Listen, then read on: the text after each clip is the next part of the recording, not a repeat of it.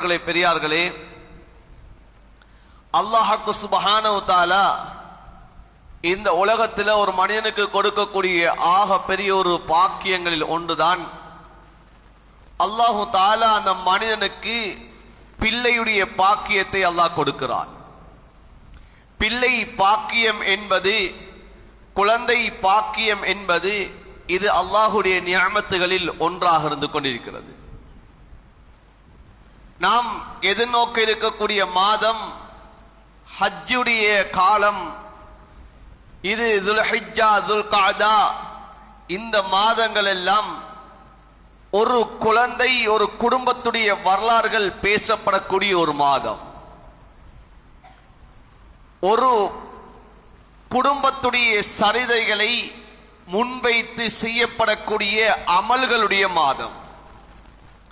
அது ஹஜ்ஜுடைய இபாதத்தாக இருக்கலாம், அந்த ஹஜ்ஜுடைய தவாஃபு, அந்த ஹஜ்ஜுடைய சஈ, அந்த ஹஜ்ஜுடைய காலத்திலே செய்யப்படக்கூடிய குர்பானுடைய அமலாக இருக்கலாம். அந்த ஒவ்வொன்றும் ஒரு குடும்பத்தை நினைவு கூறி அந்த செயற்பாடுகள் செய்யப்பட்டு கொண்டிருக்கிறது. அந்த குடும்பம் அல்லாஹ்விடத்திலே பொருந்திக் கொள்ளப்பட்ட குடும்பமாக, அந்த தாயின் தகப்பனும் அல்லாஹ்வால் விரும்பப்பட்ட நேசர்களாக, நபியாக, அந்த பிள்ளை அல்லாஹு தஆலா தெரிவு செய்யப்பட்ட ஒரு நபியாக அல்லாஹ் ஆக்கினான். அன்பார்ந்தவர்களே, சகோதரர்களே, பெரியார்களே, பல வருடங்கள் தவிப்பில் இருந்து அந்த பிள்ளையை பெற்றெடுத்தார்கள் ஹஜ்ரத் இப்ராஹிம் அலைஹிஸ்ஸலாம். அந்த பிள்ளையை அவர்கள் எப்படி வளர்த்தார்கள், அந்த பிள்ளை தாய் தகப்பனுக்கு எவ்வாறு கட்டுப்பட்டது, அந்த பிள்ளை அல்லாஹுடைய கடமைக்கு எவ்வாறு, கட்டளைக்கு முக்கியத்துவம் கொடுத்தது என்பதையெல்லாம் நாம் அடிக்கடி இந்த மாதங்களிலே நம்முடைய காதுகளிலே நாம் கேட்டுக்கொண்டிருப்போம். அடிக்கடி இது பிரஸ்தாபம் செய்யப்பட்டு கொண்டே இருக்கும். குழந்தை பாக்கியம் என்பது இது ஆக பெரிய அல்லாஹுடைய பாக்கியம். அல்லாஹ் ஒரு மனிதனுக்கு கொடுக்கக்கூடிய ஒரு நியமத்தாக இருந்து கொண்டிருக்கிறது. அதிலே அல்லாஹ் யாருக்கு அல்லாஹ் ஆண் பிள்ளையை கொடுக்க வேண்டும் என்பா விரும்புகிறானோ அவர்களுக்கு ஆண் பிள்ளை அல்லாஹ் கொடுக்கிறான்.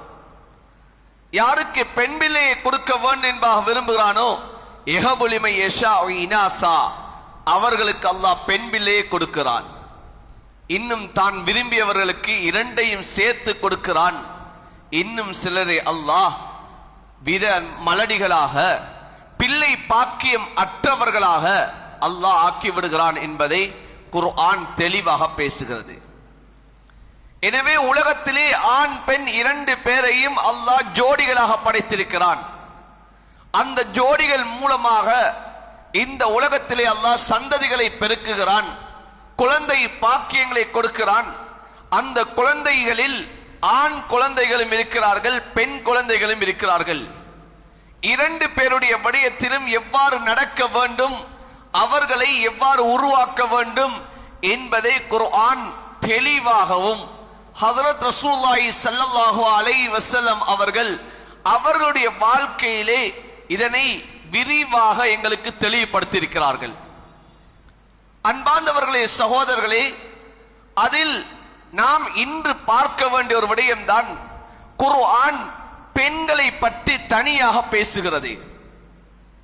இந்த பெண்களை பற்றி குர்ஆன் எவ்வாறு அவர்களுடைய வாழ்க்கை வழிமுறைகள் நடக்க வேண்டும், உலகத்திலே அவர்கள் எவ்வாறு வாழ வேண்டும், அவர்களுக்குரிய உரிமை என்ன என்ற விடயங்களை எல்லாம் குர்ஆன் பேசுகிறது. குர்ஆன் இந்த பெண்கள் உலகத்திலே அவர்கள் வாழக்கூடிய கட்டத்திலே அவர்கள் எப்படியான வாழ்க்கையை வாழ்ந்தால் அவர்கள் மறுமையிலே அவர்கள் வெற்றியாளராக மாறுவார்கள், சொர்க்கவாதிகளாக மாறுவார்கள் என்பதை குர்ஆன் ஒவ்வொரு கட்டமாக அது எடுத்துரைத்துக் கொண்டிருக்கிறது. ஸல்லல்லாஹு அலைஹி வஸல்லம் அவர்கள் பெண்களை பார்த்து சொன்னார்கள், உங்களைத்தான் நான் அதிகமாக நரகத்தில் கண்டேன் சொன்னார்கள். நீங்கள் தான் அதிகமாக நரகத்திலே கைதிப்பதை நான் கண்டேன் சொல்லக்கூடிய சமயத்திலே ஒரு பெண் எழுந்து கேட்டார்கள், யா ரசூலல்லாஹ், நாங்கள் அப்படி என்ன பாவம் செய்தோம், ஏன் நாங்கள் அதிகமாக நரகத்திலே நாங்கள் இருப்பதை நீங்கள் கண்டீர்கள் என்பா கேட்டார்கள். ஸல்லல்லாஹு அலைஹி வஸல்லம் அவர் சொன்னார்கள், நீங்கள் அதிகமாக நீங்கள் சபிக்கக்கூடிய ஒரு தன்மை உங்களிடம் இருக்கிறது. நீங்கள் கணவன்மார்கள் உங்களுக்கு செய்யக்கூடிய உபகாரங்களை எல்லாம் நீங்கள் மறுக்கக்கூடியவர்களாக நீங்கள் இருக்கிறீர்கள். அதுதான் உங்களை அதிகமாக நரகத்தில் கொண்டு சேர்க்கிறேன் என்பா சொல்லி காட்டினார்கள். ஸல்லல்லாஹு அலைஹி வஸல்லம் அவர்களுடைய காலத்திலே ஹதரத் ஆயிஷா ரலியல்லாஹு தஆலா அன்ஹா அவர்களிடத்திலே ஒரு பெண்மணி ஹதியா கேட்டு வருகிறார்கள். ஒரு ஏழை பெண்மணி ஹதியா கேட்டு வருகிறார்கள். அந்த பெண்மணியுடைய கையிலே 2 பெண் குழந்தைகள் இருக்கிறார்கள். ஹதரத் ஆயிஷா ரலியல்லாஹு தஆலா அன்ஹா அவர்கள் 3 ஈத்தம் பழங்களை கொடுத்தார்கள். அந்த பெண்மணி ஒவ்வொரு ஈத்தம் பழங்களையும் ஒவ்வொரு பிள்ளைக்குமாக கொடுத்துவிட்டு ஒரு ஈத்தம்பழத்தை தன்னுடைய கையிலே வைத்துக் கொண்டிருந்தார்கள். பிள்ளையை பார்க்கிறார்கள். பார்த்துவிட்டு அந்த ஒரு ஈத்தம்பழத்தையும் 2ஆக கிழித்து 2 பிள்ளைக்கும் அந்த தாய் கொடுக்கிறார்கள். ஆச்சரியமாக ஹதரத் ஆயிஷா ரலியல்லாஹு தஆலா அன்ஹா அவர்களுக்கு இருந்தது.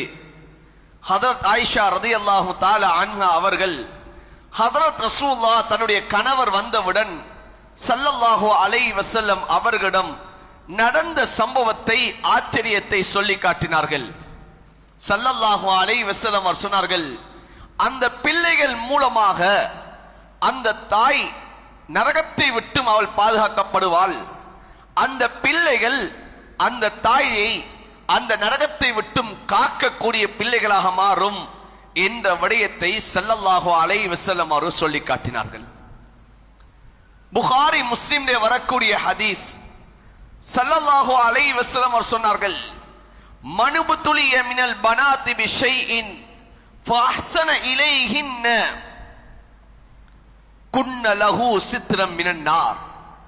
ஸல்லல்லாஹு அலைஹி வஸல்லம் அவர் சொல்லி காட்டினார்கள், யாருக்கு அல்லாஹ் பெண் குழந்தைகளை கொடுத்து அந்த பெண் குழந்தைகளை நல்ல முறையிலே அவர்கள் வளர்ப்பார்கள் என்று சொன்னால், அந்த பிள்ளைகளுக்கு ஒழுங்கான ஒழுக்கங்களை கற்றுக் கொடுத்து தீனை கற்றுக் கொடுத்து நல்லவர்களாக சீதேவிகளாக யார் வளர்ப்பார்களோ அவர்களுக்கு அந்த பிள்ளைகளே நரகத்துடைய திரையாக மாறிவிடும் என்பா சொல்லி காட்டினார்கள்.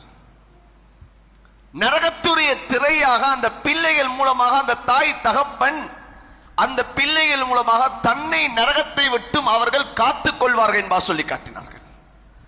அன்பார்ந்தவர்களே, சகோதரர்களே, ஸல்லல்லாஹு அலைஹி வஸல்லம் அவர்கள் இன்னும் ஒரு ஹதீஸ் சொல்லி காட்டினார்கள், மன் ஆல ஜாரியத்தைனி ஹத்தா தப்லுகா, யார் 2 பெண் குழந்தைகளை அவர்கள் பருவ வயதை அடையும் வரைக்கும் அந்த பிள்ளைகளை ஒழுங்கான பக்குவத்தோடு அந்த பிள்ளைகளுக்கு நல்ல ஒழுக்கங்களை கொடுத்து யார் அந்த பிள்ளைகளை பராமரிப்பார்களோ, அந்த பிள்ளைகளை யார் வளர்ப்பார்களோ, ஜாஅ யௌமல் கியாமத்தி அன வஹுவ வலம்ம இஸ்பா. ஹதரத் ரசூலுல்லாஹி ஸல்லல்லாஹு அலைஹி சொன்னார்கள், நானும் அவரும் கியாமத்திலே எப்படி இருப்போம் என்று சொன்னால், தன்னுடைய 2 விரல்களை நபி அவர்கள் ஒட்டி காட்டினார்கள். நாம் 2 பேரும் இப்படி ஒட்டியவர்களாக ஒன்றாக இருப்போம் என்பா ஸல்லல்லாஹு அலைஹி வஸல்லம் அவர் சொல்லி காட்டினார்கள். எனவே குர்ஆன் ஹதீஸ் எவ்வாறு இந்த பிள்ளைகளுடைய விடயத்தை சொல்லுகிறதோ, அதிலே ஆண் பிள்ளை எவ்வாறு வளர்க்க வேண்டும், பெண் பிள்ளை எவ்வாறு வளர்க்க வேண்டும் என்பதையும் குர்ஆன் ஹதீஸ் தெளிவாக சொல்லி காட்டுகிறது. குர்ஆன் சொல்லுகிறது, லைஸ ஸக்கரு கல் உன்சா, ஆண்கள் பெண்களை போல இல்லை என்பதாக சொல்லி காட்டுகிறது. ஏன்? பெண்களுக்கென்று சில விடயங்கள் இருக்கிறது, அவர்களுக்கு தனித்துவமான சில செயற்பாடுகள் இருக்கிறது, அவர்களைப் போல் நீங்கள் இல்லை என்பதாக குர்ஆன் சொல்லுகிறது. ஆணும் பெண்ணும் சமமாக முடியாது. அதனால்தான் ஸல்லல்லாஹு அலைஹி வஸல்லம் அவர்கள் ஒரு விடயத்தை சபித்து காட்டினார்கள். சொன்னார்கள் ஸல்லல்லாஹு அலைஹி வஸல்லம், எந்த ஆண் பெண்ணுக்கு ஒப்பாகுவார்களோ அவர்களுக்கு அல்லாஹ்வுடைய சாபம் உண்டாகட்டும் என்பா சொல்லி காட்டினார்கள். எந்த பெண் ஆணுக்கு ஒப்பாகுவாளோ அந்த பெண்ணுக்கு அல்லாஹ்வுடைய சாபம் உண்டாகட்டும் என்பதாக ஸல்லல்லாஹு அலைஹி வஸல்லம் அவர்கள் சபித்தார்கள். எனவே ஆண்கள் பெண்களாக ஆக முடியாது, பெண்கள் ஆண்களாக முடியாது, ஒரு ஆணுடைய பொறுப்பை ஒரு பெண் நிர்வகிக்க முடியாது, பெண்ணை போன்று தான் ஆண் மாற முடியாது. இது குர்ஆன் ஹதீஸ் தெளிவுபடுத்துகிறது.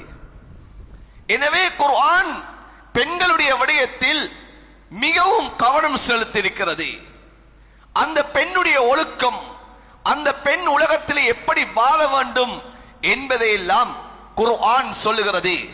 அதில் ஒன்றுதான் அந்த பெண்களிடத்திலே இருக்க வேண்டிய ஆக பெரிய சிறந்த தன்மைதான் வெட்கம் என்று சொல்லக்கூடிய தன்மை அந்த பெண்களிடம் இருக்க வேண்டும் என்பதை குர்ஆன் சொல்லி காட்டுகிறது. ஹஜ்ரத் ஷுஐப் அலைஹிஸ்ஸலாம் அவர்களுக்குடைய 2 பிள்ளைகள் இருந்தார்கள். அந்த 2 பிள்ளைகளுடைய வரலாறை குர்ஆன் தெளிவுபடுத்தி ஒரு பெண்ணிடம் வெட்கம் என்ற ஒன்று அது இருக்க வேண்டும், அந்த பெண்ணிடம் வெட்கம் என்ற ஒன்று இருந்தால் அந்த பெண் தவறுகளின் பால் செல்ல மாட்டாள் என்பதை விளங்கப்படுத்துகிறது. ஒரு ஆணுடன் அந்த பெண் எவ்வாறு வெட்கத்தோடு நடக்க வேண்டும் என்பதையும் சொல்லுகிறது. இன்று சமூகத்திலே பல பாவங்கள் நடக்கிறது, சமூகத்திலே பல அனாச்சாரங்களும் சீரழிவுகளும் உண்டாகிறது. அதற்கான அடிப்படையில் ஒன்றுதான் வெட்கம் என்பது சமூகத்திலே குறைந்து காணப்படுகிறது. நபி அலைஹிஸ்ஸலாத்து வஸ்ஸலாம் அவர்கள் சொன்னார்கள், இதாலம் தஸ்தஹி ஃபஸ்னா மா ஷிஅத. வெட்கம் இல்லை என்று சொன்னால் நீங்க உலகத்திலே விரும்பிய பிரகாரம் நீங்க செய்யலாம் என்பா சொல்லி காட்டினார்கள். மனிதனிடம் வெட்கம் என்பது குறைந்து விடுமாக இருந்தால் அது ஆணிடமும் தான் பெண்ணிடமும் தான். வெட்கம் என்பது குறைந்து விடுமாக இருந்தால் அந்த மனிதன் பாவத்தின் பால் சர்வ சாதாரணமாக சென்று விடுவான். குர்ஆன் ஷுஐப் அலைஹிஸ்ஸலாம் அவர்களுடைய பிள்ளையுடைய விடயத்திலே எவ்வாறு சொல்லுகிறது, ஃபஜாஅத்து யஹ்தாஹுமா தம்சி அலை இஸ்திஹ்யா. ஹஜ்ரத் ஷுஐப் அலைஹிஸ்ஸலாம் அவர்களுடைய பிள்ளைகளில் ஒருவர் வெட்கத்தோடு நடந்து வந்தார்கள். வெட்கத்தோடு நடந்து வந்து ஹஜ்ரத் மூசா அலைஹிஸ்ஸலாம் அவர்களை பார்த்து கூப்பிட்டார்கள், இன்ன அபி யதுஊக. மூசா அலைஹிஸ்ஸலாமே, உங்களை எங்களுடைய வாப்பா அழைக்கிறார். எதற்காக வேண்டி தெரியுமா? லியஜ்ஸியக அஜ்ரமா ஸகைதலனா. எங்களுக்கு நீங்கள் வாளியால் நீர் அள்ளி தந்தீர்கள், அதற்கு கூலி தருவதற்காக வேண்டி எங்களுடைய வாப்பா உங்களை அழைக்கிறார்கள் என்பதாக அந்த பெண் வெட்கத்தோடு வந்து சொன்னது என்பதாக சொல்லுகிறது. ஒரு பெண்ணிடம் இருக்க வேண்டியது ஆக சிறந்த ஒன்றுதான் வெட்கம் என்ற ஒன்று. இன்று அந்த வெட்கம் என்பது சிறு பிராயத்திலிருந்து வீடுகளில் இழக்கப்பட்டிருக்கிறது. அந்த வெட்கம் இழக்கப்பட்டதன் காரணமாக இன்று பெண்கள் இன்று சர்வ சாதாரணமாக இன்று ஆண்களை போன்று அவர்களுடைய நடத்தைகளும் அவர்களுடைய குணாதிசயங்களும் இன்று மாறிவிட்டது. அன்பான சகோதரர்களே, சிலருடைய உள்ளம் ஏற்கலாம், சிலருடைய உள்ளம் இதனை மறுக்கலாம். ஆனால் குர்ஆன் ஹதீஸ் இது தெளிவாக சொல்கிறது, இன்று பெண்கள் ஆண்களை போன்று இன்று அவர்கள் எல்லா இடங்களிலும் இன்று சர்வ சாதாரணமாக இன்று நாங்கள் பெண்கள் சுதந்திரவான்கள் என்று சொல்லி இன்று அனாச்சாரங்களும் சீரழிவுகளும் ஏற்படுவதற்கு காரணம் இந்த வெட்கத்துடைய உணர்வு குறைந்து காணப்படுவது. இன்று சிலர் இந்த ஃபித்னாவை எழுப்பினார்கள். அல்லாஹ் அவர்களுக்குரிய கூலிகளை அல்லாஹ் கொடுப்பான். அவர்கள் செய்த பாவத்துக்குரிய தண்டனைகளை அவர்கள் கியாமத்திலே கண்டு கொள்வார்கள். ஆண்களை போன்று பெண்களும் சமமானவர்கள்.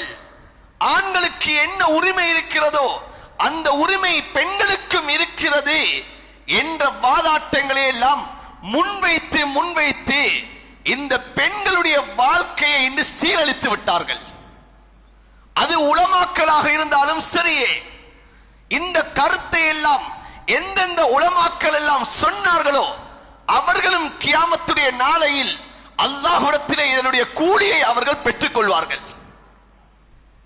இன்று அந்த கருத்துக்களை சொல்லி இன்று பெண்களை இன்று வீதிக்கு ஆக்கி விட்டார்கள். விட்டது.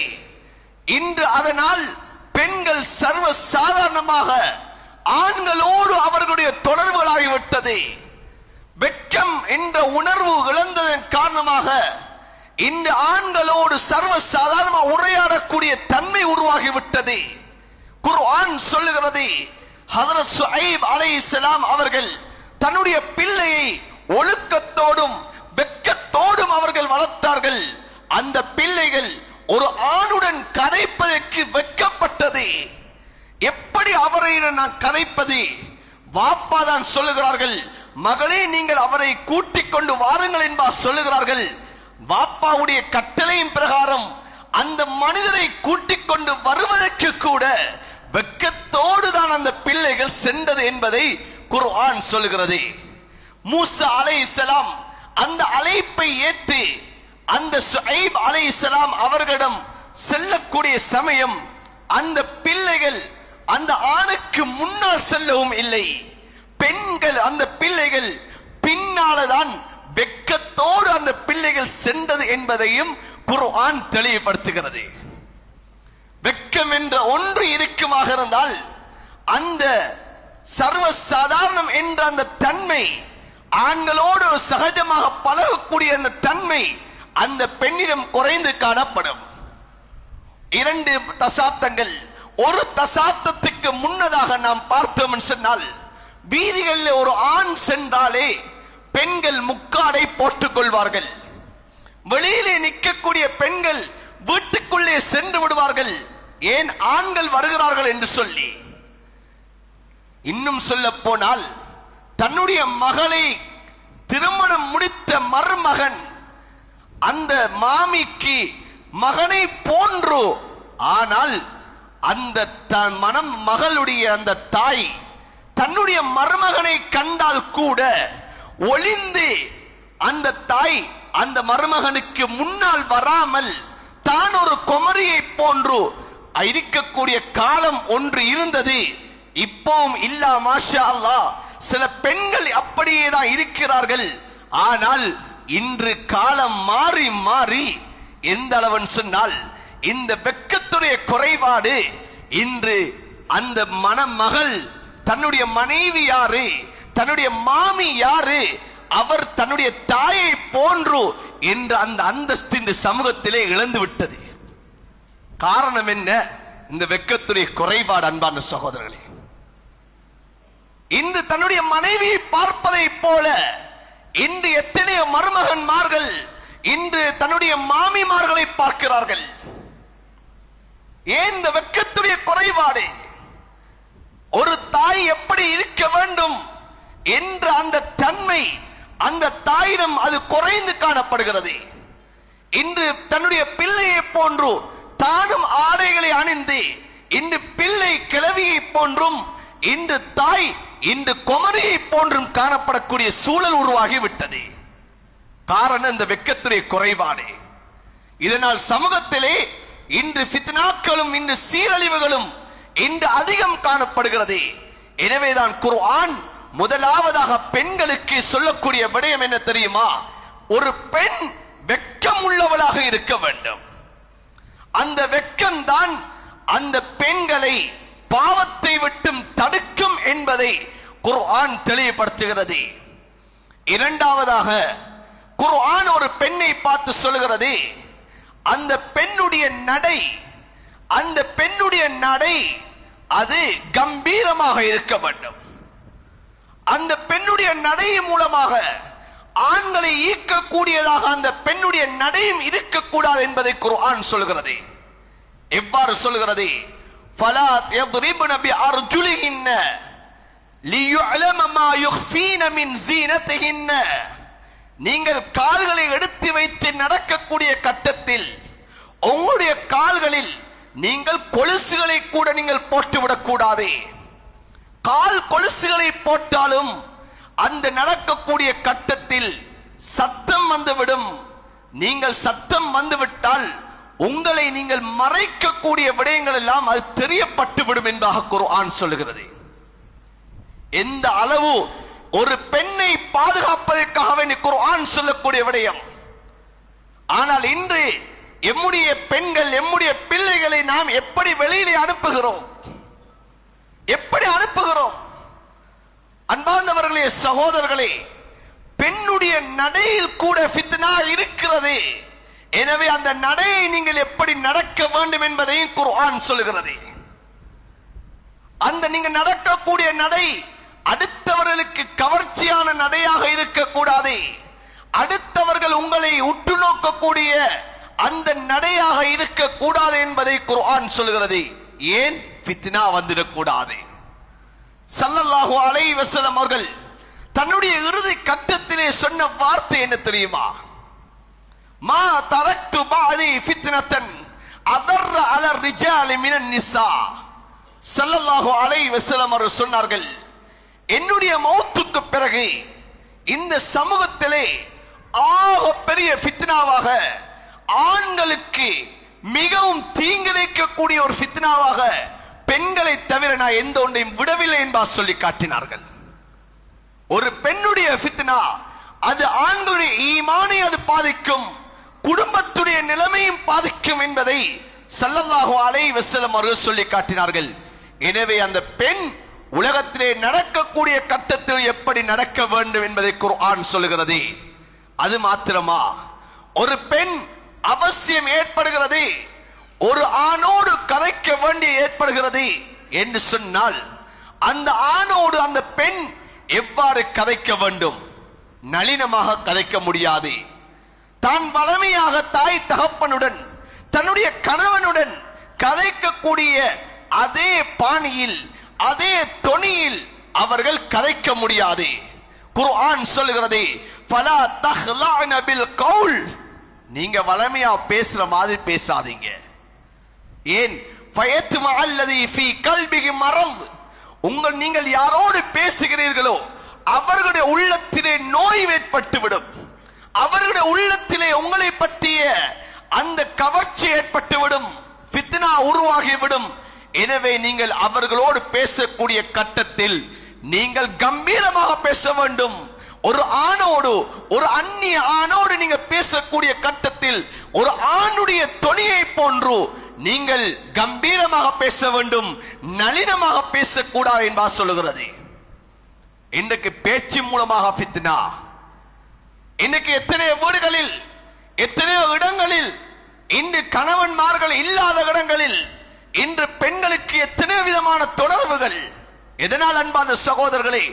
இந்த குரல்கள் மூலமாக, அவர்களுடைய அந்த பேச்சுக்கள் மூலமாக இன்று ஃபித்னாக்கள் உருவாகி இருக்கிறது. இன்று போன்களை எடுத்து பார்த்தால், இன்று சாதாரணமாக இன்று தவறுதலான அழைப்புகள் வந்து விட்டாலும் அந்த அழைப்புகளை பேசக்கூடிய அந்த தொனி மூலமாக இது தவறான அழைப்புகள், அது நீடிக்கக்கூடிய அழைப்புகளாக மாறிவிடுகிறது. ஏன்? அந்த குரல்களில் ஃபித்னா இருக்கிறது என்பதை குர்ஆன் சொல்லுகிறது. நீங்கள் அடுத்தவர்களுடைய எப்படி பேச வேண்டும் என்பதை குர்ஆன் சொல்லுகிறது. ஆனால் இன்று நம்முடைய பிள்ளைகளுக்கு நாம் கற்றுக் கொடுப்பது கிடையாது. தாய் தகப்பனுக்கு இது பொறுப்பு. இந்த விடயங்களை நம்முடைய பிள்ளைகளுக்கு கற்றுக் கொடுக்க வேண்டும், பிள்ளைகளுக்கு சொல்ல வேண்டும். நீங்கள் எம்முடைய மஹ்ரமியத்துடைய விடயத்தில் யார் யாரை நீங்கள் பார்க்க முடியுமோ, யார் யாரோடு நீங்கள் பேச முடியுமோ, அவர்கள் அல்லாதவர்களிடத்திலே உங்களுடைய அந்த தொனி எவ்வாறு இருக்க வேண்டும் என்பதையும் பிள்ளைகளுக்கு கற்றுக் கொடுப்பது தாய் தகப்பனுடைய பொறுப்பாக இருக்கிறது. ஹதரத் ஆயிஷா ரலியல்லாஹு தஆலா அன்ஹா, புகாரி முஸ்லிமிலே வரக்கூடிய ஹதீஸ். ஹதரத் ஆயிஷா ரலியல்லாஹு தஆலா அன்ஹா ஹதரத் ரசூலுல்லாஹ்வுடைய மனைவி வீட்டிலே இருக்கிறார்கள். ஒருவர் வந்து கதவை தட்டுகிறார், உங்களை நாம் பேச வேண்டும் சொன்னார்கள். கணவன் இல்லாத நேரத்தில் அவருடைய அனுமதி இல்லாமல் உங்களோடு நான் பேச மாட்டேன் என்பதாக சொல்லுகிறார்கள். ஆனால் வந்தது யாரு? தன்னுடைய பால்குடி சகோதரர், தன்னுடைய பால்குடி உறவில் மூலமாக மஹ்ரமியத்தான ஒருவர் தான் தன்னிடத்திலே வந்து ஹதரத் ஆயிஷாவை சந்திப்பதற்காக வேண்டி வந்தார். ஆனால் அனுமதியை மறுத்து விட்டார்கள். கணவன் இல்லாத நேரத்தில் நீங்கள் வரக்கூடாது, கணவனுடைய அனுமதி இல்லாமல் உங்களை வீட்டிலே நான் சேர்க்க மாட்டேன் என்பதாக மறுத்து விட்டார்கள். இப்போது ஹஜ்ரத் ரசூலுல்லாஹ் ஸல்லல்லாஹு அலைஹி வஸல்லம் அவர்கள் வருகிறார்கள். வந்தவுடன் ஹஜ்ரத் ஆயிஷா இப்படி ஒருவர் வந்தாரு, அனுமதி கேட்டாரு, நான் முடியாது என்பா மறுத்து விட்டேன் என்பா சொன்னார்கள். இப்போது ஹஜ்ரத் ரசூலுல்லாஹ் வந்தவர் யார் என்பா சிந்திக்கிறார்கள். சொன்னார்கள், உங்களுக்கு அவருக்கும் இடையிலே மஹ்ரமியத் இருக்கிறது, பால்குடி மூலமாக உங்களுக்கும் அவருக்கும் இடையிலே மஹ்ரமியத் இருக்கிறது. இதற்கு பிறகு அவர் வந்து அனுமதி கேட்டால் நீங்கள் அவரை சந்தியுங்கள் என்பா சொல்லி காட்டினார்கள். ஆனால் இன்று எம்முடைய வீடுகளுடைய நிலைமை எவ்வாறு இருக்கிறது அன்பான சகோதரர்களே? எம்முடைய வீட்டினுடைய நிலைமை எவ்வாறு இருக்கிறது? எம்முடைய சகோதராக இருக்கலாம், அந்த சகோதரர் நான் இல்லாத சமயத்தில் என்னுடைய மனைவியோடு பேச முடியாது, என்னுடைய வீட்டுக்கு வர முடியாது. இதுதான் மார்க்கம் சொல்லுகிறது. ஆனால் இன்று சகோதரர் இல்லாத வீட்டிலே இன்று அடுத்த சகோதரருடைய மனைவியோடு சகஜமாக அவர்கள் கதைத்துக் கொண்டிருக்கிறார்கள். ஹதீஸ் எவ்வாறு சொல்லுகிறது? ஸல்லல்லாஹு அலைஹி வஸல்லம் சொன்னார்கள், அல் ஹமு அல் மௌத். ஸல்லல்லாஹு அலைஹி வஸல்லம் சொன்னார்கள், இந்த மச்சினிச்சிமார்களோடு உறவு வைப்பது என்பது மௌத்துக்கு சமன் என்பார் ஸல்லல்லாஹு அலைஹி வஸல்லம் அவர்கள் எச்சரித்து காட்டினார்கள். ஆனா இந்த சமூகத்தில் எவ்வாறு இருக்கிறது என்றா, இன்றைக்கு மைனிமார்களே மச்சினிச்சிமார்களை இன்று மச்சான்மார்கள் ஏற்றிக்கொண்டு திரியக்கூடிய அமைப்பு இன்று உருவாகிவிட்டது. இன்று வெட்கத்துடைய குறைபாடு. இன்று நாம் அந்த பிள்ளைகளுக்கு நாம் சொல்லி வளர்க்காதன் காரணம், ஆண்களுக்கும் சொல்ல வேண்டும், பெண்களுக்கும் சொல்லி வளர்க்க வேண்டும்.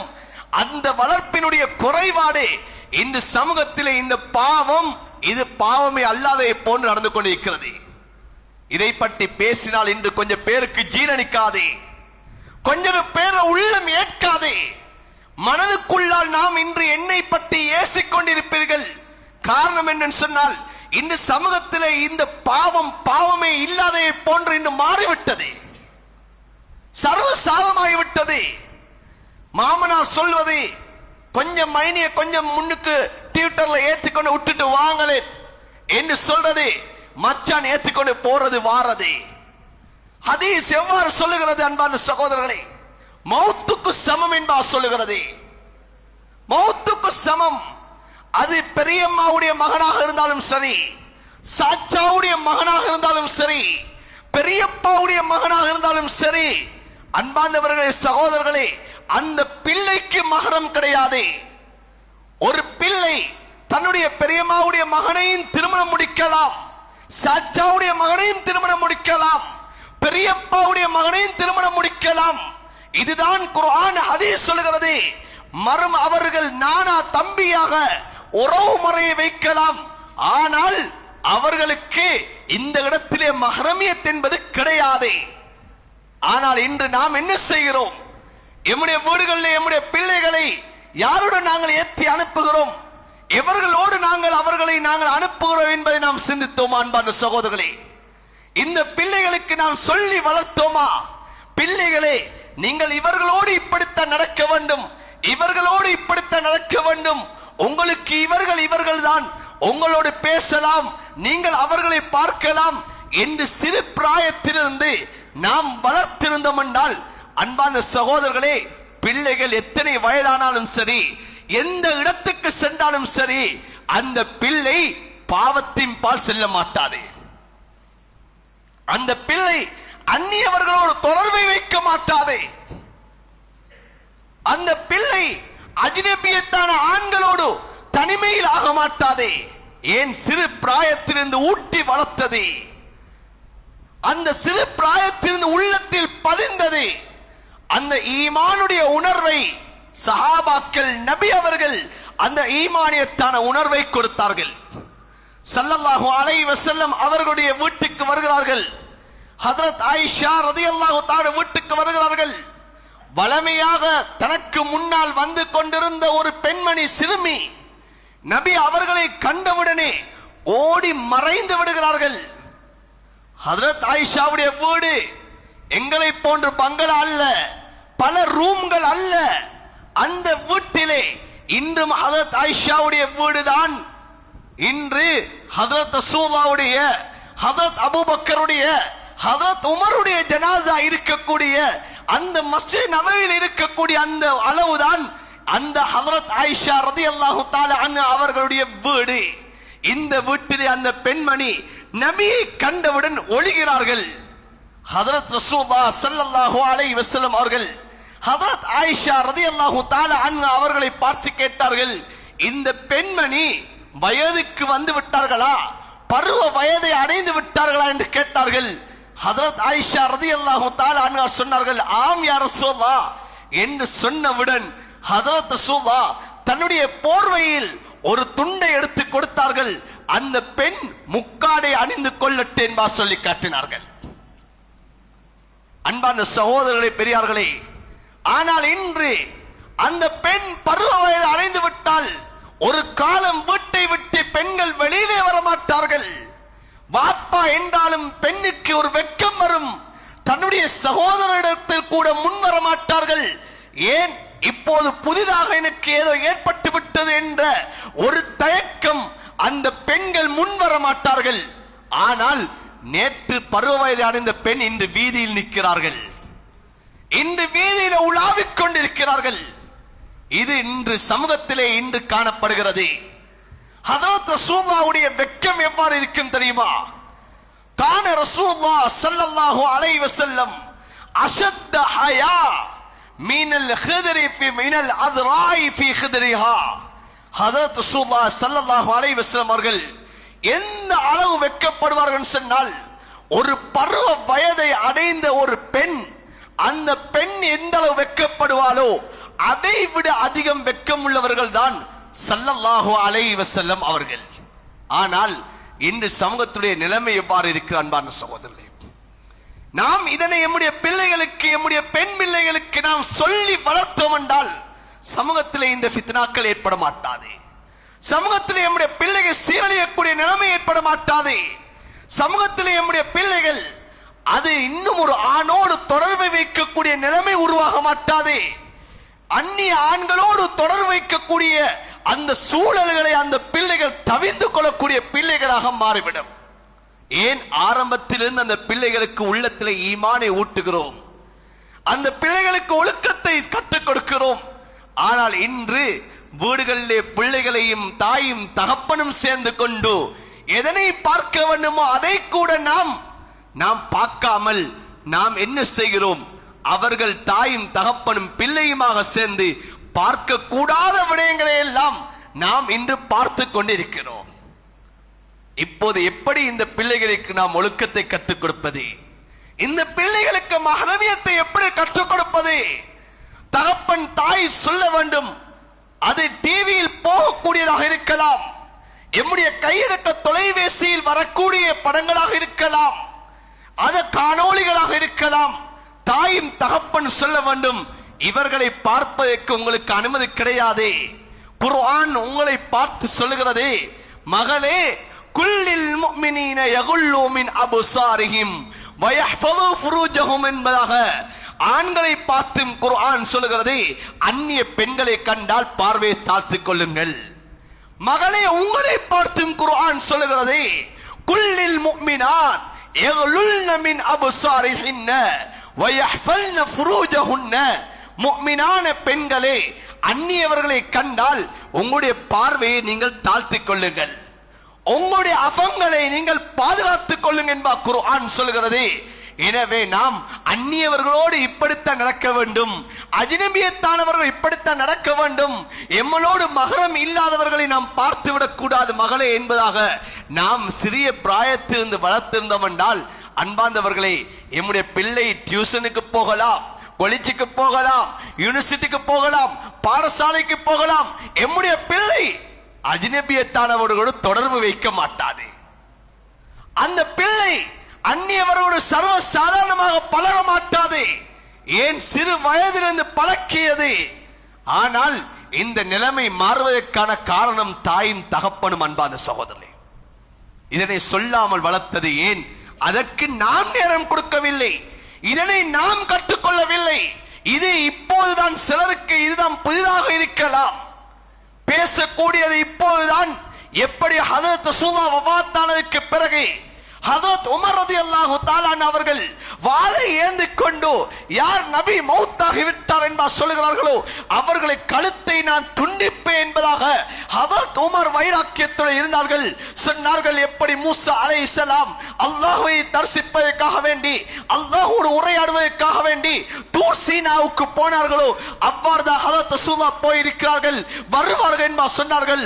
ஹஜ்ரத் அபூபக்கர் ரலியல்லாஹு தஆலா அன்ஹு அவர்கள் இப்போது வந்து ஹஜ்ரத் ரசூலுல்லாஹ்வுடைய ஜனாஸாவை முத்தமிட்டு மிம்பரில் ஏறி சொன்னார்கள், மன் கான யஅபுதுல்லாஹ ஃபைன்னல்லாஹ லா யமூது வமன் கான யஅபுது முஹம்மதன் ஃபைன்ன முஹம்மதன் கத் மாத. யார் அல்லாஹ்வை வணங்கினார்களோ அந்த ரப்பு அல்லாஹ் அவன் நித்திய ஜீவனாக இருந்து கொண்டிருக்கிறான். யார் முஹம்மதை வணங்கினார்களோ ஸல்லல்லாஹு அலைஹி வஸல்லம் அவர்கள் மரணித்து விட்டார்கள் என்று எப்போது சொன்னார்களோ அதுக்கு பின்னால் இப்போது குர்ஆனுடைய ஆயத்தை ஓதினார்கள்.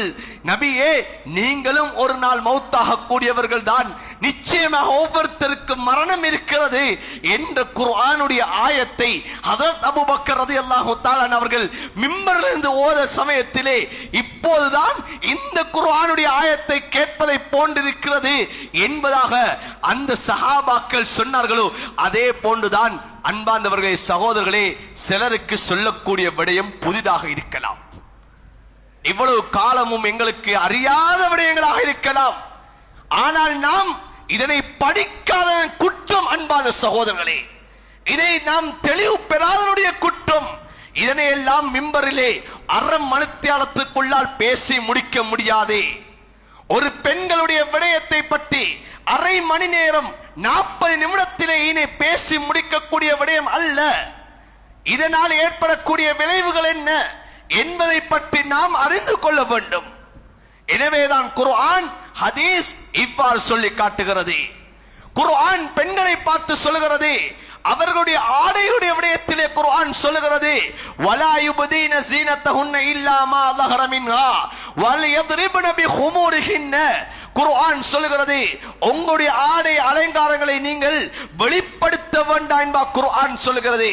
மறைக்க வேண்டிய பகுதிகள் எல்லாம் மறைக்கப்பட வேண்டும் என்பதை குர்ஆன் சொல்லுகிறது. நீங்கள் முக்காடை அணிந்து கொள்ளுங்கள் என்பதாக குர்ஆன் சொல்லுகிறது. குர்ஆன் சொல்லுகிறது, வலா தபர்ரஜ்ன தபர்ருஜல் ஜாஹிலியத்தில் ஊலா. ஆரம்ப காலம் ஜாஹிலியத்திலே பெண்கள் தங்களை அவர்கள் திறந்த மேனியோடு அவர்கள் அலங்காரங்களை வெளிப்படுத்திக் கொண்டு அவர்கள் தன்னை காட்டிக்கொண்டு திரிந்த மாதிரி நீங்கள் திரிய வேண்டாம் என்பதாக குர்ஆன் சொல்லுகிறது. மறைத்தவளாகத்தான் பெண் திரிய வேண்டும், ஆடை அலங்காரங்களை காட்ட முடியாது. அன்பார்ந்தவர்களே, சகோதரர்களே, இன்று எம்முடைய பிள்ளைகளை நாம் எங்கெங்கெல்லாம் அனுப்புகிறோமோ எம்முடைய பிள்ளையுடைய ஆடைகள் எவ்வாறு இருக்கிறது, எப்படியான ஆடைகளை நாம் வாங்கி கொடுக்கிறோம். முஸ்லிம் ஷரீஃபிலே ஹதீஸ் பதிவு செய்யப்பட்டிருக்கிறது. ஹஜ்ரத் ஸல்லல்லாஹு அலைஹி வஸல்லம் அவர் சொல்லி காட்டினார்கள், சின்ஃபானி மின் அஹ்லின் நார், 2 கூட்டம் நரகவாதிகள் என்பார் சொன்னார்கள். லம் அரகுமா, என்னுடைய காலத்திலே நான் இந்த 2 பேரை நான் பார்க்கவில்லை, என்னுடைய மௌத்துக்கு பிறகுதான் இவர்கள் தோன்றுவார்கள் என்பார் சொன்னார்கள்.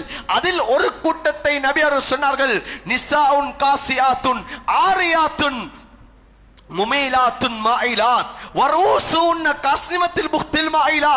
ஸல்லல்லாஹு அலைஹி வஸல்லம் சொல்லி காட்டினார்கள், பெண்கள் ஆடை அணிந்திருப்பார்கள் ஆனால் நிர்வாணியை போல இருப்பார்கள் என்பார் சொல்லி காட்டினார். அடுத்தவர்களை தன்பால் கவர்வதற்காக வேண்டி, அடுத்தவர்களுக்கு தன்னை காட்டுவதற்காக வேண்டி நிர்வாணியை போல அவர்கள் ஆடைகளை அணிந்திருப்பார்கள் என்பார் சொல்லி காட்டினார். ஆடை அணிந்திருப்பார்கள், உடலுடைய பருமன் வெளியிலே தெரியக்கூடிய ஆடை. நாம் சொல்லுவோம், இதனை தைத்திட்டு போட்டார்களா அல்லது போட்டு தைத்தார்களா என்று சொல்லக்கூடிய ஆடையாக இருக்கும். இறுக்கமான ஆடைகள் அணிந்திருப்பார்கள் என்பார் சொன்னார்கள். அவர்களுடைய தலைகளுடைய ஜடைகள் அது ஒட்டகத்துடைய திமில்களை போல ஆடிக்கொண்டிருக்கும். இப்படிப்பட்ட பெண்கள் சொர்க்கத்துக்கு நுழைய மாட்டார்கள், சொர்க்கத்துடைய வாசையை கூட அவர்கள் வாசனையை கூட நுகர மாட்டார்கள். சொர்க்கத்துடைய வாடை இவ்வளவு தொலைதூரம் வீசி என்பார் சொன்னார்கள். எவ்வளவு தொலைதூரம் தெரியுமா? இமாம் புகாரி ரஹ்மத்துல்லாஹி அலைஹி ஹதீஸை கொண்டு வருகிறார்கள். ஒரு மனிதன் 100 வருடம் அவன் பயணம் செய்தால் எவ்வளவு தொலைதூரம் அவன் பயணம் செய்வானோ அந்த அளவு தொலைதூரம் அந்த சொர்க்கத்திலே வாடை வீசி என்பாக இமாம் புகாரி ஹதீஸை கொண்டு வந்திருக்கிறார்கள். அன்பார்ந்தவர்களே, சகோதரர்களே, எம்முடைய பெண்களுடைய ஆடை எவ்வாறு இருக்கிறது? இன்று சமூகத்திலே ஒழுக்க சீர்கேடுகள், அனாச்சாரங்கள் ஏற்படுவது, அடுத்தவர்கள் எம்முடைய பிள்ளைகளை பார்ப்பது எதன் காரணமாக? இந்த ஆடை காரணமாக, அவர்கள் அணிந்து போகக்கூடிய அந்த அணிகளின் காரணமாக. அதன் மூலமாகத்தான் இன்று கவரப்படுகிறார்கள், அதன் மூலமாகத்தான் அவர்கள் பார்க்கப்படுகிறார்கள். இது நான் சொல்லவில்லை, ஹதரத் ரசூலுல்லாஹ் சொல்லி காட்டினது. ஸல்லல்லாஹு அலைஹி வஸல்லம் அவர்கள் தெளிவாகவே சொல்லி காட்டினார்கள். ஐயுமா இம்ராத்தின் இஸ்தஅதரத் ஃபமர்ரத் பிகௌமின் ஃபயஜிதுன ரீஹா ஃபைன் ஃபைய கதா வகதா யானி அஸ்ஸானியா.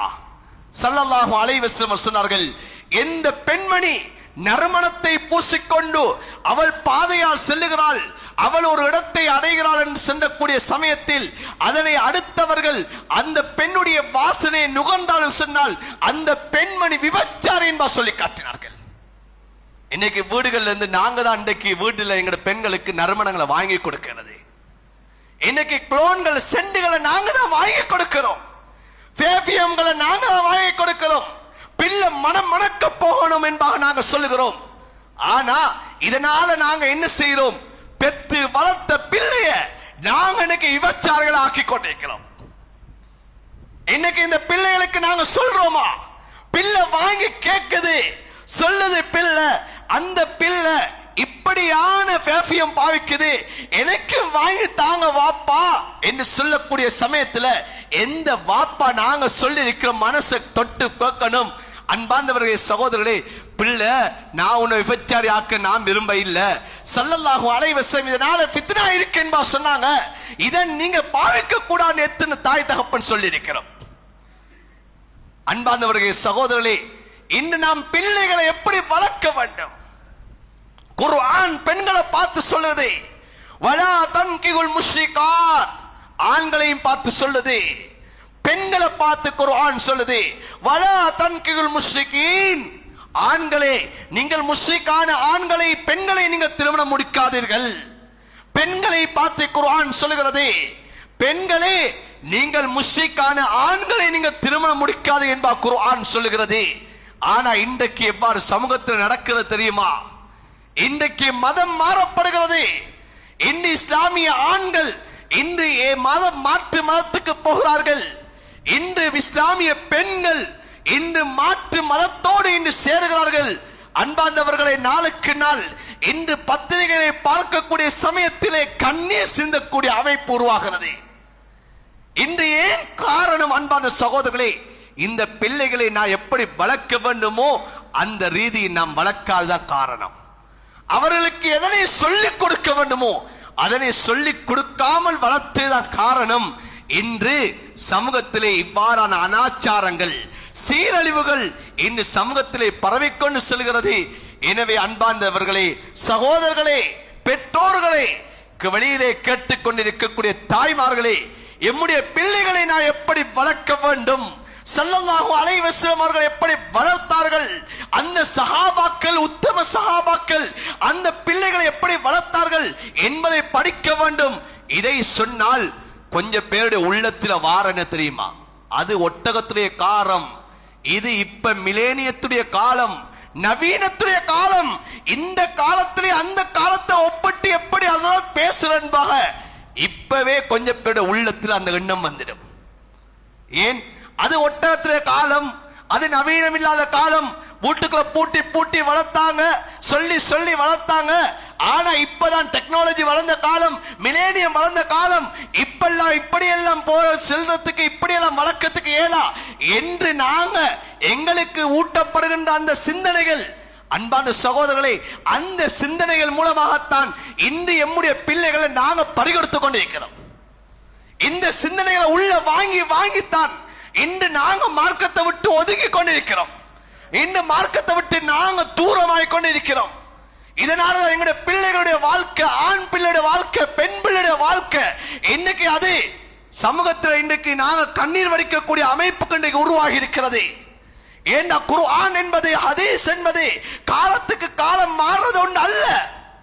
இன்னைக்கு சில உலமாக்கள் மாத்தலாம், தற்காலத்துக்கு ஏற்ற மாதிரி குர்ஆனை ஹதீஸை வச்சு வளைக்கலாம்.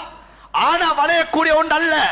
நவீனவாதிகள், இந்த நவீன கருத்துக்கள் உடையவர்கள் குர்ஆனையும் ஹதீஸையும் வைத்து இந்த சமூகத்துக்கு ஏற்ற மாதிரி தன்னுடைய வயிற்ற வழக்கத்துக்காக வேண்டி இன்று தான் சமூகத்தில் இன்று எனக்கு ஒரு கண்ணியம் வர்றதுக்காக வேண்டி 4 பேர் என்ன மதிக்கணும் என்பதற்காக வேண்டி மார்க்கத்தை இன்றைக்கு நவீனமாக மாக்கி இன்றைக்கு குர்ஆனை ஹதீஸை மாற்றலாம். அன்பார்ந்தவர்களே, சகோதரர்களே, மார்க்கம் அப்படிப்பட்ட ஒன்றல்ல. மார்க்கம் அப்படிப்பட்ட ஒன்றல்ல. காலத்துக்கு காலம் மாறக்கூடியது அல்லது நிலைமை கேட்டமாய் மாறக்கூடியது அல்ல. நவீனவாதிகளுடைய கருத்துக்கள் எல்லாம் இன்று எவனோ ஒருத்தனுடைய அந்த யூதனுடைய அந்த கருத்துக்களை உள்வாங்கி சமூகத்தில் நாங்க நல்லவர்களாக வேண்டி எங்களை பலரும் கண்ணியப்படுத்துவதற்காக வேண்டி இன்றைக்கு அவர்கள் இன்றைக்கு சமூகத்தை வழி நடத்தி கொண்டிருக்கிறாங்க. குர்ஆன் அப்படி சொல்லல. குர்ஆன் எப்படி 1400 வருடங்களுக்கு முன்னால் இருந்த குர்ஆன் தான் இதுவரைக்கும் இருக்கிறது. எப்படி 1400 வருடங்களுக்கு முன்னாக சொல்லப்பட்ட அதே ஹதீஸ் தான் இன்றைக்கும் இருக்கிறது. அந்த வாழ்க்கையை நாங்க எடுப்போம்டா எவ்வளவு காலம் மாறலாம், எவ்வளவு நவீனங்கள் மாறலாம், ஆனா எங்களை நாங்க பாதுகாத்துக் கொள்ள முடியும். இல்ல நாங்களும் காலத்துக்கு காலம் ஏற்படக்கூடிய மாற்றங்களை வைத்து நாங்களும் மாறுவோமாக இருந்தா அன்பார்ந்தவர்களை எங்களுடைய ஈமான் அது மாறிவிடும். எங்களுடைய பிள்ளைகளுடைய வாழ்க்கை மாறிவிடும். உலகத்தில் நாங்க மௌத்தாகிறதுக்கு முன்னாலே நாங்க கண்ணீர் சிந்துற அமைப்பு உருவாகிடும். எங்களுக்காக வேண்டி கண்ணீர் சிந்தக்கூடிய பிள்ளைகளை நினைச்சு நாங்க கண்ணீர் சிந்தக்கூடிய நிலைமை உருவாகிடும். எனவே நாம் எப்படி பிள்ளைகளை எப்படி வளர்க்க வேண்டும், எப்படி திருமணம் முடிக்க வேண்டும், அந்த பிள்ளைகளை சாலிஹானவர்களை எப்படி உருவாக்க வேண்டும் என்பதை படித்து நாம் அல்லாஹ்விடத்தில் நாம் ஒரு பொறுப்புதாரிகளாக இருக்கிறோம். அந்த பொறுப்பை சரியாக நிறைவேற்றியவர்களாக கியாமத்துடைய நாளையில அந்த பொறுப்புக்கு நானும் நீங்களும் பதில் சொல்லக்கூடியவர்களாக அந்த பதிலை தயாரிக்கக்கூடிய வாழ்க்கையாக இந்த உலகத்துடைய வாழ்க்கையை மாற்றுவோம். அல்லாஹ் சுப்ஹானஹு வ தஆலா எங்களுடைய குடும்பங்களை எங்களுடைய சந்ததிகளை சிறந்த சந்ததிகளாக அல்லாஹ் மாற்றுவான். யா அல்லாஹ் எங்களுடைய குற்றம் குறைகளை மன்னிப்பாயாக. யா அல்லாஹ் எங்கள் அனைவருடைய குற்றம் குறைகளை மன்னிப்பாயாக. எங்களுடைய சந்ததிகளை சீராக ஆக்குவாயாக. எங்களுடைய பிள்ளைகளை சீதேவிகளாக பிள்ளைகளாக ஆக்குவாயாக. கண் குளிர்ச்சியான பிள்ளைகளாக ஆக்குவாயாக. யா அல்லாஹ் சமூகத்திலே யா அல்லாஹ் நல்லவர்களாக ஆக்குவாயாக. யா அல்லாஹ் அவர்களை நினைத்து நாம் கண்ணீர் சிந்தக்கூடிய அந்த பிள்ளைகளை விட்டு யா அல்லாஹ் எங்களுடைய பிள்ளைகளை நீ பாதுகாப்பாயாக. யா அல்லாஹ் எம்மை பெற்றெடுத்த தாய் தகப்பனுடைய பாவங்களை மன்னிப்பாயாக. உற்றா உறவினர்களுடைய பாவங்களை மன்னிப்பாயாக. மனைவி மக்களுடைய பாவங்களை மன்னிப்பாயாக. எமக்கு கற்றுத்தந்த ஆசான்களுடைய பாவங்களை மன்னிப்பாயாக. யா அல்லாஹ் ஃபித்னாவுடைய காலத்திலே யா அல்லாஹ் இந்த ஃபித்னாக்களை விட்டு தவிர்த்து கொள்ளக்கூடிய அந்த ஈமானையும் உறுதியான யக்கீனையும் எங்களுக்கு நசீபாக்குவாயாக. யா அல்லாஹ் அந்த சமூகத்தில் ஏற்படக்கூடிய அனைத்து விதமான ஃபித்னாக்களை விட்டு பாதுகாப்பாயாக. யா அல்லாஹ் அந்த ஊரை நீ பாதுகாப்பாயாக. யா அல்லாஹ் அந்த ஊரை யா அல்லாஹ் சிறந்த ஊராக ஆக்குவாயாக. யா அல்லாஹ் இங்கு வாழக்கூடிய அனைவரையும் யா அல்லாஹ் சிறந்தவர்களாக ஆக்குவாயாக. ஆண்கள் பெண்கள் அனைவரையும் சிறந்தவர்களாக ஆக்குவாயாக. நல்ல சமூகமாக உருவெடுக்கக்கூடிய சமூகத்தை உருவாக்கக்கூடிய ஊராக இந்த ஊரை முன்மாதிரியான ஒரு ஊராக இந்த ஊரை நீ ஆக்கி அருள்புரிவாயாக. யா அல்லாஹ் எங்களுடைய இறுதி முடிவுகளை நல்லதாக ஆக்குவாயாக. கலிமாவோடு மௌத்தை நசீபாக்குவாயாக. எந்த நாளை வஃபாத்தானால் எங்களுடைய சக்கராத்து வேனை குறைக்கப்படுமோ அந்த வெள்ளிக்கிழமை நாள் எங்களுடைய ரூஹை பிரிவதற்கு நீ தௌஃபீக் செய்வாயாக. எந்த நேரம் உனக்கு நெருக்கமான நேரமாக இருக்குமோ அந்த சுஜூத் நிலையிலே எங்களுடைய ரூஹை பிரிவதற்கு நீ தௌஃபீக் செய்வாயாக. யா அல்லாஹ் எந்த இடத்தில் வஃபாத்தானால் உன்னுடைய அன்பு நபி ஸல்லல்லாஹு அலைஹி வஸல்லம் அவர்களுடைய ஷஃபாஅத்தை பெற முடியுமோ அந்த மதீனத்து மண்ணிலே எங்களுடைய ரூஹை பிரிவதற்கு நீ தௌஃபீக் செய்வாயாக. ஆமீன் ஆமீன் யா ரப்பல் ஆலமீன் வல்ஹம்துலில்லாஹி ரப்பில் ஆலமீன். அல்ஹம்துலில்லாஹ் நஹ்மது வ நஸ்தஈனு வ நஸ்தக்ஃபிரு வ நுமினு பிஹி வ நதவக்கல் அலைஹி வ நஊது பில்லாஹி மின் ஷுர்ரி அன்ஃபுஸினா